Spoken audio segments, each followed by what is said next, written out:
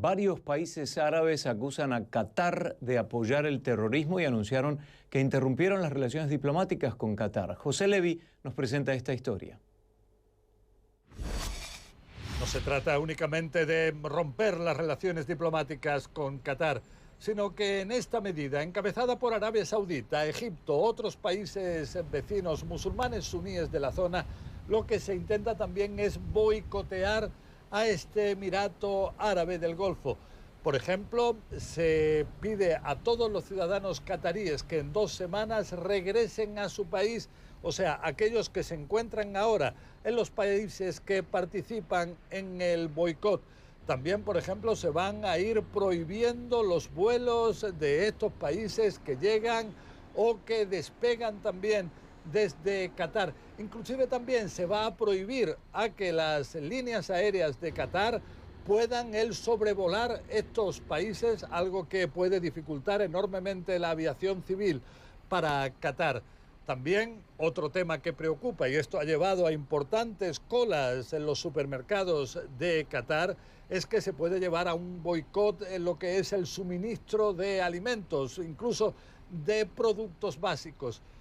Todo esto está provocado, según dicen, en los países que participan en este boicot, por lo que afirman, las actitudes de Qatar a favor de grupos terroristas, afirman, como Al-Qaeda, inclusive también ISIS, también por la actitud que tendría Qatar de intentar estar a favor en algunos momentos de Irán, pero todo esto es rechazado vehementemente por Qatar, quienes afirman que no es cierto todo lo que se le acusa.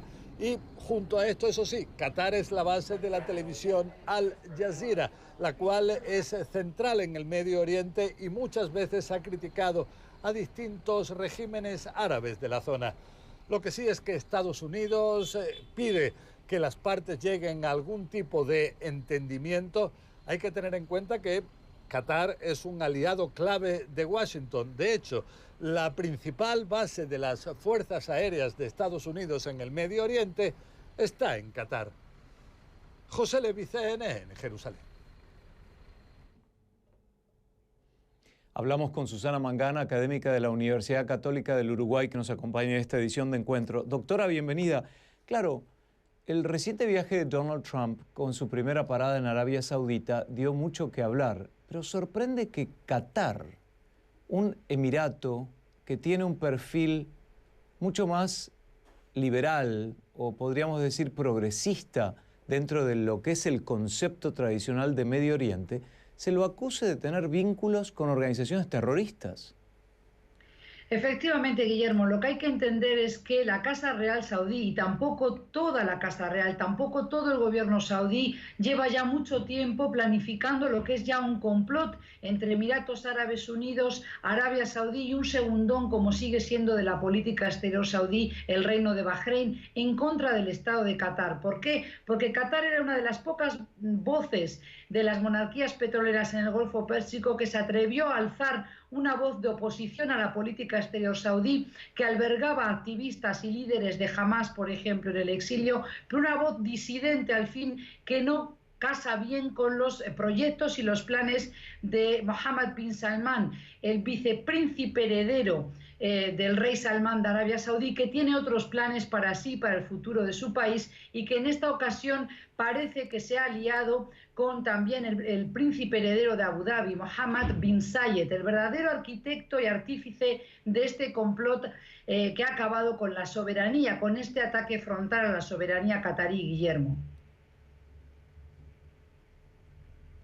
Veamos un poco el vínculo entre Arabia Saudita, Estados Unidos y también el acercamiento de los Emiratos Árabes Unidos, ¿no?, hacia Estados Unidos, también de corte mucho más progresista, sobre todo en los últimos años. Y estos países además albergan, doctora, muchísima gente de la zona como de Filipinas, de India, que hacen el trabajo de mano de obra un poco más económica y que ellos necesitan en ese país, dado el avance tan rápido del desarrollo económico.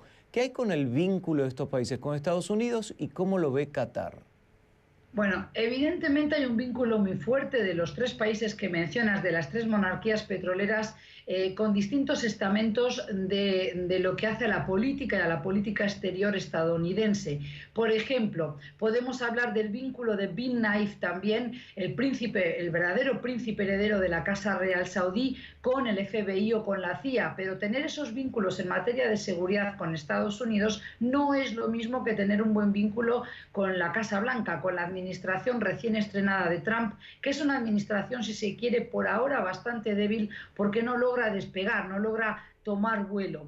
Ahora bien, lleva ya meses una campaña de difamación en contra de Qatar en los medios de prensa gráfica de Estados Unidos, por parte, se entiende, de Emiratos Árabes Unidos, que quiere justamente sembrar sospechas y dudas en contra del Estado catarí. Lo acusan de patrocinar, de albergar sobre todo a activistas de hermanos musulmanes, pero también de haber financiado a Daesh, y hay pruebas bastante contundentes, incluso varios informes elaborados en Estados Unidos de distintos think tanks que apuntarían a que el Estado catarí como tal, Guillermo, no ha financiado a Daesh. Pero claro que hay individuos y sobre todo asociaciones de beneficencia y caridad islámicas que apoyan a estos grupos de ideología salafista. Pero eso también ocurre en Emiratos Árabes Unidos y en Arabia Saudí.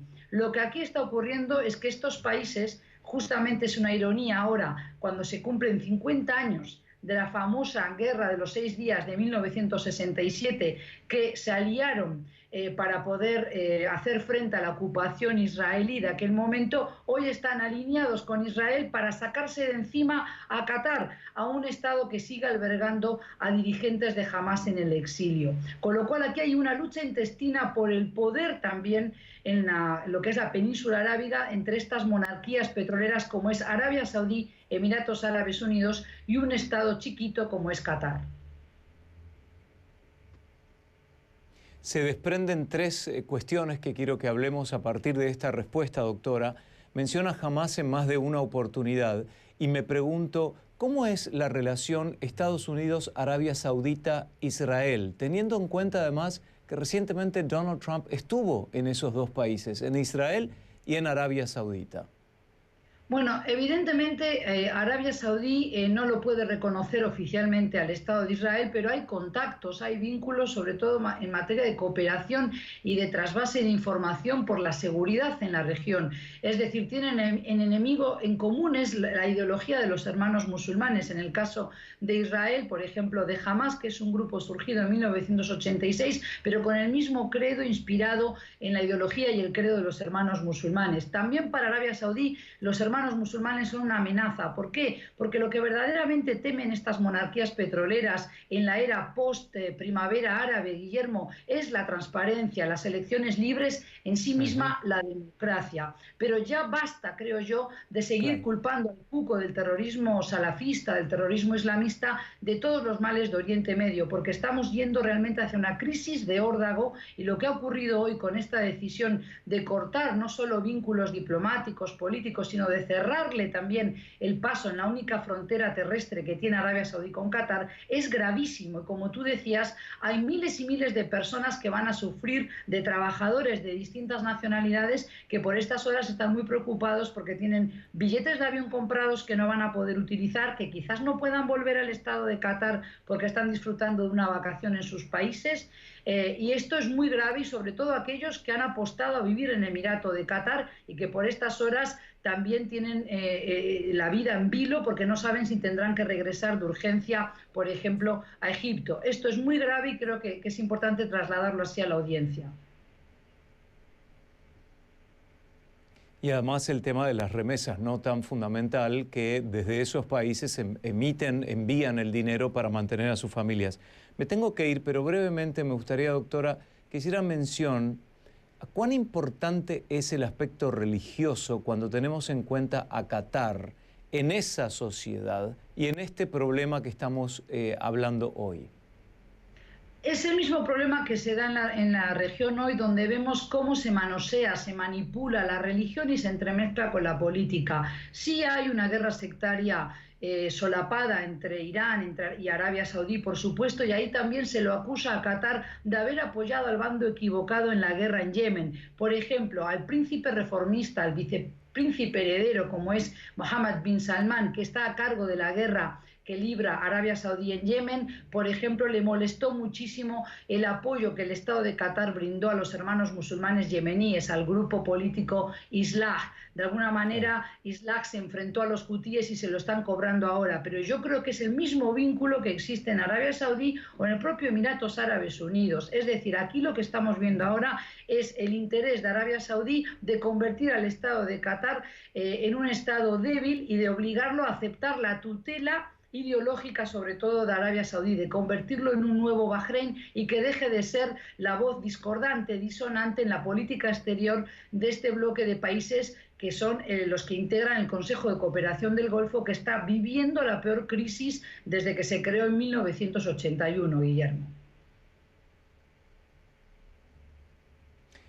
@Susana Mangana en redes sociales si quieren hablar directamente con la académica. Ella es Susana Mangana, académica de la Universidad Católica de Uruguay desde Montevideo. Doctora, buenas noches, gracias. Recuerden que cuando hay inestabilidad en una parte del mundo, hoy debido a la conexión global que hay, repercute en todos lados. Por eso debemos prestar atención a estos casos bien de cerca.